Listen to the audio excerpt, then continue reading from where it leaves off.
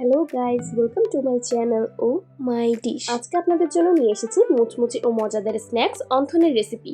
অন্থনের পুর রেডি করা থেকে শুরু করে ডিজাইন, ফ্রোজেন পদ্ধতি সহ সবকিছু আজকে আপনারা এই ভিডিওতে পেয়ে যাবেন।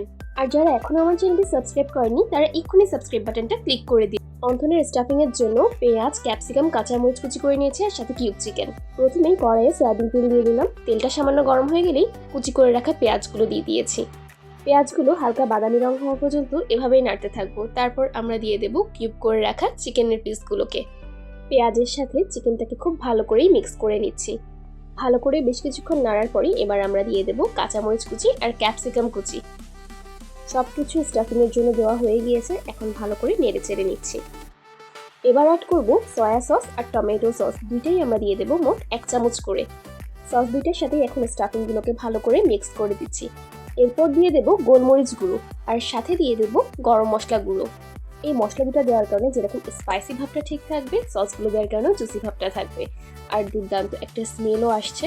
এখন আমাদের রেডি করা হয়ে গেছে স্টাফিংটা। এই তো আমরা ঢাকনা দিয়ে ঢেকে রেখে দেবো, তারপরেই নামিয়ে নেব। অন্থনের জন্য আমরা যে বাজারে পেস্ট্রি শিট পাওয়া যায় সেগুলোকেই আমরা চারকোনা করে কেটে নিয়েছি।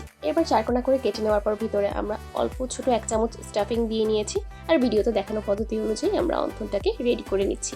আপনাদের সবার সুবিধার জন্য আমি আরেকটা করে এখন দেখিয়ে দেব।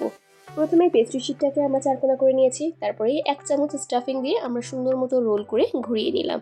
এরপরে দেখুন একদম পিছন দিয়ে ভাঁজ করে আমরা আটার লেটা দিয়ে দিচ্ছি আর আমাদের সুন্দর মতো গোলাপ অন্থন রেডি করা হয়ে গিয়েছে। এভাবে একটা একটা অন্থন রেডি করতে করতে আমাদের 1 থালা অন্থন রেডি করা হয়ে গিয়েছে আর এগুলো ডিপ ফ্রিজে সংরক্ষণ করে দিতে পারবেন এভাবেই। ঠিক খাওয়ার 10 মিনিট আগে বের করে রাখবেন, তারপরেই আপনি ফ্রাই করে নিতে পারবেন। এই তো সয়াবিন তেল দিয়ে নিয়েছি, তেলটা সামান্য গরম হয়ে যাওয়ার পর আমি একে একে সব অন্থনগুলো দিয়ে দিয়েছি ফ্রাই হওয়ার জন্য। অন্থন ফ্রাই করার টাইমে লক্ষ্য রাখতে হবে চুলোর আঁচটা যাতে একদম মাঝারি থাকে, তাহলে অন্থনটা পুড়ে যাওয়ার চান্স থাকে না। আমাদের এক পাশে অন্থন ফ্রাই করা হয়ে গিয়েছে, আমরা সবগুলো উল্টে দিয়েছি আর এক পাশে সুন্দর মতো ফ্রাই হয়ে যাচ্ছে। আর অন্থনগুলোর অলরেডি গোল্ডেন ব্রাউন কালার হয়ে গিয়েছে। এখন আমরা সুন্দর মতো একটা ছাঁকনির সাহায্যে তেলগুলো ছেঁকে আমরা অন্থনগুলোকে উঠিয়ে নিচ্ছি। এরপরে সুন্দর মতো আমরা একটা সার্ভিং ডিশে সার্ভ করে নেব মজাদার চিকেন অন্থন। অনেকে স্ন্যাক্স হিসেবেই অন্থনটা খেয়ে থাকে আর অনেকে স্যুপের সাথে অন্থনটা ট্রাই করে থাকে। তাহলে আর দেরি না করে আপনারাও ঝটপট তৈরি করে ফেলুন মজাদার চিকেন অন্থন। আর আমার চ্যানেলটি সাবস্ক্রাইব করতে ভুলবেন না। সবাই ভালো থাকবেন, সুস্থ থাকবেন আর ও মাই ডিশের সাথেই থাকবেন। আল্লাহ হাফেজ।